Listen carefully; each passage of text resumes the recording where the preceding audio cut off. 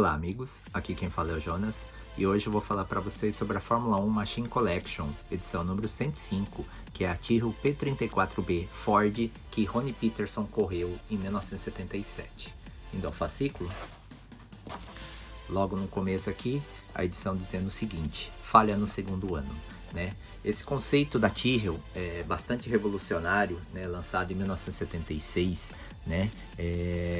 Consistia em ter, ao invés das costumeiras 4 rodas, aliás, né? O carro foi dotado de 6 rodas, sendo 4 na frente, né? De um aro bem menor do que era costumeiramente era usado, né? Eles usaram uma roda de aro menor, 4 na frente, com o intuito de reduzir o arrasto aerodinâmico na parte dianteira, né? E ao mesmo tempo melhorar a aderência, né? Já que vinha com 4 rodas na dianteira, né? Eles esperavam grudar mais a dianteira na pista, né?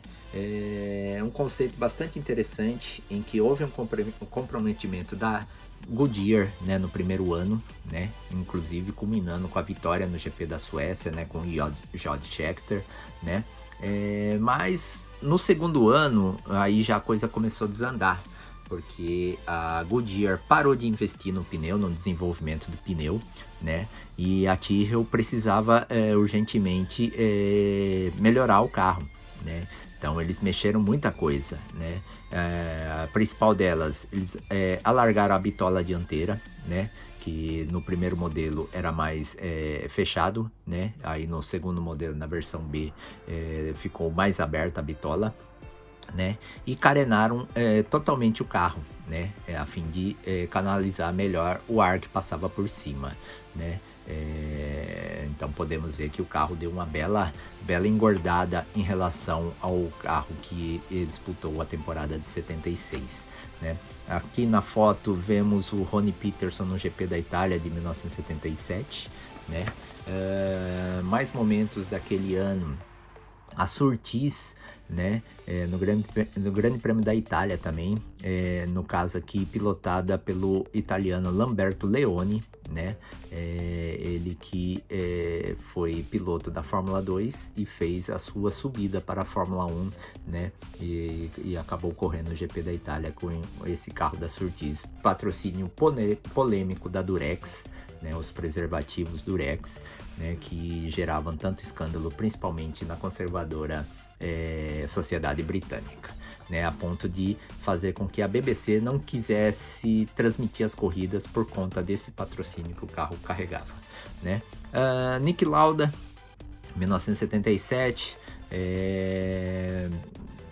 vindo do grande acidente que ele sofreu no final de 1976, né, carregava ainda muitas queimaduras, marcas das queimaduras pelo rosto principalmente, né, mas que fez um campeonato excepcional, conseguindo o seu segundo título por antecipação no GP da Itália daquele ano de 77, né.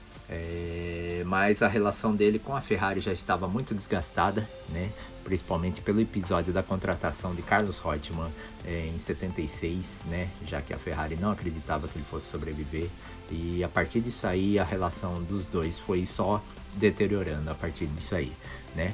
Uma bela surpresa que tivemos em 77 foi a aparição do sueco Gunnar Nilsson, né? Ele campeão inglês de Fórmula 3, acho que em 76, se eu não me engano. Daí já ganhou um carro de Fórmula 1 para 77, né? E correu muito bem, inclusive vencendo uma prova, né?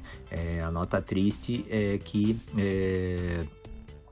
no final da temporada ele teve que se tratar de um câncer nos testículos, mas acabou não resistindo e morreu no meio do tratamento, né.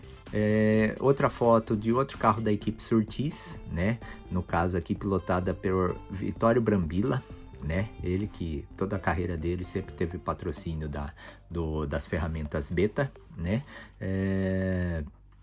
e aqui ele correndo em qual pista, não tá falando a pista, né, mas correndo com o carro da equipe Surtees naquele ano de 77, né. Uma bela aparição naquela temporada, né? Foi a aparição de Alan Jones, né?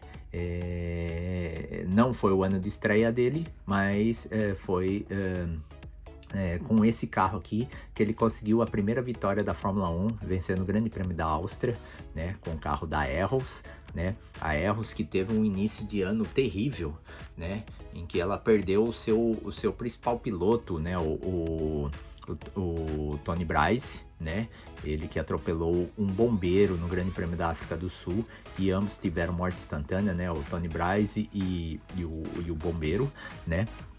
Outra aparição bacana em 77 foi Gilles Villeneuve no Grande Prêmio da Inglaterra, né? Ele que correu com um carro que foi do Jochen Mass, né? No ano anterior, né? Em 76. Aí em 77 ele estreou no GP da Inglaterra pilotando esse carro aqui e fez bonito, né? Tanto que a Ferrari, ao final da temporada, acabou contratando para ser piloto da equipe, né? Outra equipe interessante, né? Que teve um ótimo campeonato foi a Walter Wolf Racing, né? Ela que até 76 era sócia de Frank Williams, né? Em 77, numa reviravolta, assumiu o comando da equipe, né? E surgiu como equipe estreante naquela temporada, né? Mas ela já tinha, na verdade, uma temporada já de experiência na categoria, né? E com isso, Jody Scheckter, seu piloto, com 3 vitórias na temporada, ele seguiu até o final do campeonato disputando o título com Niki Lauda, né? E acabou ficando com o vice-campeonato naquele ano, né? Nada mal para uma equipe estreante, né? Feito que foi igualado com o lançamento da equipe Brown em 2009, né? Foi uma equipe que estreou vencendo, tal qual a Walter Wolf estreou vencendo o GP da Argentina de 77, né? Aqui Ricardo Patrese com o outro carro da Arrows, né? Ele que fez uma ótima estreia, um ótimo ano de estreia, né? Entrou no lugar do seu compatriota Renzo Zorzi e não saiu mais da equipe, né? Chegou a liderar corridas, inclusive, né? Então foi um ótimo início para o estreante italiano na Fórmula 1 naquele ano de 77, né?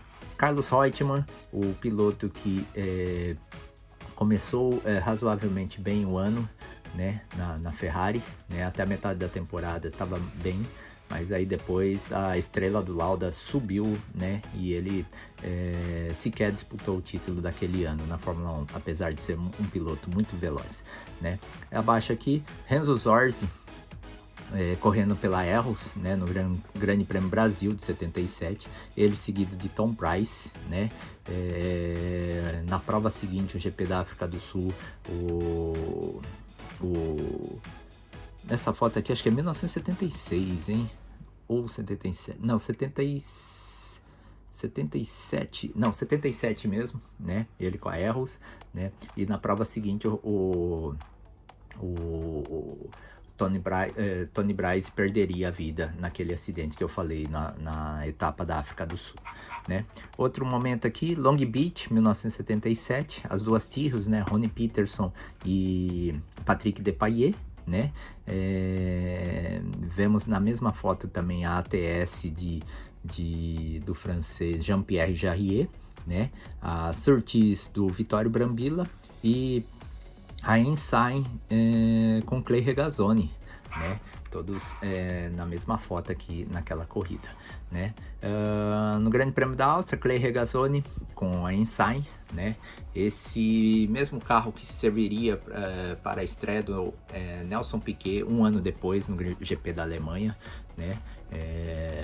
Era um carro que eu esperava muito que saísse na coleção, que aí ele daria um jeito de transformar no carro de estreia do Piquet, mas nunca houve menção desse carro na coleção mundial, né? James Hunt aqui correndo no GP de Mônaco 1977, ele com a M23, esperando o lançamento da sucessora M26, né, que surgiu algumas corridas depois, né? Esse carro já estava meio datado para a Fórmula 1 na época, né? Abaixo, Arthur Merzario criando a sua equipe, né? A Merzario, né? Eles iniciaram com um chassis March, mas depois eles fariam seu próprio chassis, né? Então, meio que é um carro de aprendizado para o italiano dentro da sua equipe na Fórmula 1. Né? Falando da parte de tecnologia, né? Mostrando detalhes da Tyrrell P34, né? Aqui acima a versão de 1976 e abaixo a versão revisada de 1977, né? A P34B. Né?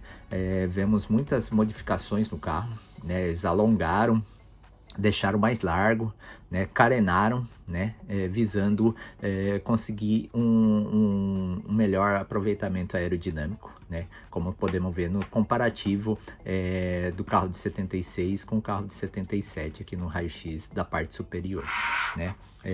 Detalhes aqui dos mecânicos mexendo no carro, né, e ele tinha as seguintes especificações. Ele vinha com um motor Ford Cosworth DFV, um V8 a 90 graus, com 2.993 centímetros cúbicos, né, um 3.0, que davam 480 HP a 10.600 RPM, né, duplo comando de válvulas, 4 válvulas por cilindro, injeção da Lucas, câmbio Hewland de 5 marchas, né, o modelo FG400, que tinha 575 kg de peso, né? Essas eram as especificações do carro, né? Mais detalhes aqui com esse raio-x completo da versão P34B, né? E a tal carenagem que eles refizeram visando um melhor efeito aerodinâmico, né? Falando sobre equipes, a equipe Tyrrell, né? Entre 1975 e 1977, né? Todo o projeto de desenvolvimento da P34, né? Desde o seu conceito, né? Pulando da Tyrrell 007 para a versão de 6 rodas, né? Aqui, Patrick Depailler correndo com a P34 em 1976, né? A estreia do carro no GP da Espanha de 76, né, novamente com Depailler, né, o carro ainda quando era protótipo, né, eles tinham desenvolvido uma asa bem mais baixa, né, mas no fim acabou prevalecendo esse modelo aqui com entrada de radiador, né, pelo menos no início, né, para depois ficar com essa versão definitiva aqui nas mãos de Jody Scheckter, no Grande Prêmio da Suécia, que deu a vitória para ele e para a equipe na Fórmula 1, a única vitória desse carro de 6 rodas, né? Aqui no Grande Prêmio da Holanda, né, com um carro com frente vazada, né, por causa do radiador dianteiro, né, e um problema que era recorrente para o Scheckter, ele acho que não tinha visão total das rodas dianteiras, né, da parte dianteira. Aí ele pediu para aumentarem o visor interno aqui dentro da carenagem do cockpit, né, fizeram essa parte enorme aqui, né, e deixando os fãs verem todo o trabalho que ele tinha para a troca de marchas desse carro, né. Abaixo aqui, Ronnie Peterson correndo com a 34B em qual pista? Não tá falando a pista, né? Mas durante a temporada de 77, com a visão revisada do carro, né? E falando sobre corridas, falando sobre o Grande Prêmio da Áustria de 2002, aquela prova do hoje não, hoje sim, né? Um triste momento da Fórmula 1, né? A Ferrari já estava... Ela sabia que ela tinha o melhor carro, né? Ela não precisava fazer essa ordem de equipe que fizeram e deram essa ordem para o Rubens Barrichello deixar o Schumacher passar e vencer a corrida, né? Rubinho, de tão contrariado que estava, ele deixou apenas nos metros finais, né? Para mostrar que tinha sido ordem de equipe, né? Com isso, o vencedor foi Michael Schumacher. Mas a reação do público foi tão negativa, né, que vaias foi ouvida pelo circuito inteiro. Aí um desgostoso Schumacher entregou o posto mais alto do pódio pro Rubinho, né, e dando inclusive o troféu do vencedor para ele, mas aí a besteira já estava feita, né. A Ferrari foi multada inclusive por esse ato, né, uma quebra de protocolo. né? Mas foi a única coisa que sobrou para a Ferrari nessa corrida, porque a ordem estava dada e a missão foi cumprida pelo brasileiro, né? Falando sobre grandes pilotos, falando sobre Felipe Massa, né? O brasileiro, né? O que na era pós-Senna foi o brasileiro que teve a grande chance de ser campeão mundial naquela temporada de 2008, né? Uma curva e uma posição, né, por alguns poucos metros, fizeram com que o então campeão Massa perdesse o título para o desafiante Lewis Hamilton nos metros finais do GP Brasil de 2008. Né? Aqui no detalhe, ele correndo pela Williams, né, em 2017, né, com o carro com motor Mercedes, né,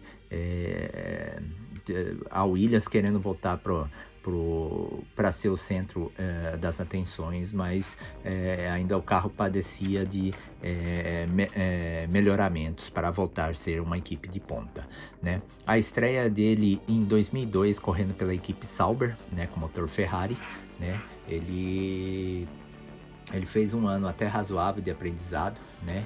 Mas diversos erros, inclusive com multas que a FIA impôs a ele, né? Fizeram com que ele fosse colocado para reserva, né? Como piloto reserva, né? No meio da temporada mesmo, né? E acabou ficando o ano de 2003 ainda, inclusive, como piloto de teste da Ferrari, para depois retornar novamente à Sauber em 2004 como piloto efetivo, né? Felipe Massa, nascido em São Paulo em 25 de abril de 1981, a estreia dele foi no Grande Prêmio da Austrália de 2002 e a última corrida dele no Grande Prêmio de Abu Dhabi 2017. Vice-campeão em 2008, com 269 participações, 11 vitórias, a primeira delas no Grande Prêmio da Turquia de 2006 e a última vitória dele no Grande Prêmio Brasil de 2008. 41 vezes no pódio, com 16 pole positions, 15 voltas mais rápidas, e ele correu pelas equipes Sauber, Ferrari e Williams, né? Abaixo aqui, a primeira vitória dele na Fórmula 1, né, no GP da Turquia de 2006, né? 2008, ele recebendo a bandeirada de chegada aqui, vencendo o Grande Prêmio Brasil, mas como dizia, né, metros finais, o Lewis Hamilton conseguiu fazer uma ultrapassagem em cima do Timo Glock, que estava com pneus slick debaixo de chuva, né? O Hamilton já tinha trocado o pneu. Com isso, o Hamilton reverteu a vantagem a seu favor, se tornando campeão mundial da temporada 2008, né? Ele, em 2010, né, no Grande Prêmio da Coreia, né, com a F10, chegando na terceira posição, né? E 2015 correndo pela Williams no Grande Prêmio, aparentemente o GP da Bélgica, pelas zebras, né? E a próxima edição da Fórmula 1 Machine Collection será a Lotus 80 motor Ford, que Mario Andretti correu em 1979. Eu vou dar um corte na câmera aqui e vou voltar para a miniatura. Bem, voltando para a miniatura, né? Um dos carros mais lindos que a Fórmula 1 teve, né, em sua história, eu sempre digo, foi a Tyrrell P34, né? A primeira versão, lançada em 1976, saiu na coleção e eu adorei quando veio, né? Inclusive, ele veio na versão GP do Japão, né? Com inscrições em ideograma japonês, né? E essa versão revisada de 1977 eu curti igual, né? Como eu sempre digo, eu sempre achei a Tyrrell P34 um carro lindíssimo, né? Os anos 70, né? Os carros da Fórmula 1 dos anos 70 são os melhores, né, da história, né? São a Fórmula 1 que tem os Fórmula 1 mais bonitos, né? São dessa fase, né? E a Tyrrell de 6 rodas, sem dúvida nenhuma, está nesse hall de carro mais bonito da época, né? Vemos uma grande modificação, né, no carro, conforme eu disse, né, se comparado com a versão anterior, né? A bitola dianteira está mais larga, né? Eles carenaram o carro inteirinho, né, visando um um melhor efeito aerodinâmico, né? Foram coisas que eles tiveram que fazer por culpa da Goodyear, que não quis investir no desenvolvimento dos pneus dianteiros, que ela precisava muito que desse certo para que esse conceito continuasse, né? Como não houve esse desenvolvimento, o carro teve apenas uma breve vida na Fórmula 1, né? A P34 em 1976 e a P34B em 1977. A partir de 78, a Tyrrell desistiu desse conceito e voltou para o clássico carro com 4 rodas apenas, né? Tá lindíssima a miniatura, muito bem detalhada, a parte do cockpit, né, com o painel de controle, com os reloginhos, tudo certinho, né, o assento, né, a parte traseira, ficou perfeita mesmo essa miniatura. Essa aqui eu recomendo para todos que queiram ter os carros clássicos em sua coleção também, igual a minha que está aqui na minha prateleira, certo? Bom, é isso aí. Espero que tenham gostado desse vídeo. Continuarei fazendo vídeo dessa e de outras coleções. Continue acompanhando. A todos vocês, fica o meu abraço e até a próxima.